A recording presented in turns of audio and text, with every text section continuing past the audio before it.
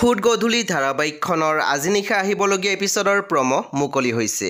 আজিৰ প্ৰম'ত আমি দেখিবলৈ পাইছোঁ ধাৰাবাহিকখন হ'বলৈ গৈ আছে খুবেই বেছি ইণ্টাৰেষ্টিং। আহকচোন চাওঁ আজিৰ প্ৰম'ত কি দেখিবলৈ পাইছোঁ। আজিৰ প্ৰম'ৰ প্ৰথম ভাগত আমি দেখিবলৈ পাইছোঁ অনু আৰু গৰিমা থিয় হৈ আছিল আৰু তেতিয়া আমি দেখিবলৈ পাইছোঁ গৰিমাই অনুক কৈছিল কি মাহঁত আহিছে। তেতিয়া আমি দেখিবলৈ পাইছোঁ গৰিমা দৌৰি গৈছিল। তাৰপিছত আমি প্ৰম'ত দেখিবলৈ পাইছোঁ পৰিয়ে মাকক কৈ আছিল মোৰ কিন্তু কিছুমান কথা একদম ভাল নালাগিল মা। তেতিয়া আমি দেখিবলৈ পাইছোঁ অনুৱে মাত দিছিল তুমি কি ক'ব বিচাৰিছা।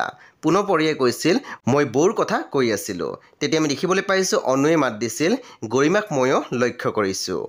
তাৰপিছত আমি প্ৰম'ত দেখিবলৈ পাইছোঁ পুনৰ পৰিয়ে কৈছিল কেনেবাকৈ বৌয়ে তেওঁলোকক মনে মনে মাতি পঠোৱা নাইতো। সেই বন্ধু বান্ধৱীসকল আজি নিশা 8:30 বজাত ৰং টিভিত আহিবলগীয়া ফুড গধূলি ধাৰাবাহিকখন খুবেই বেছি ইণ্টাৰেষ্টিং হ'বলৈ গৈ আছে। সেই আপোনালোকে চাবলৈ একেবাৰে নাপাহৰিব।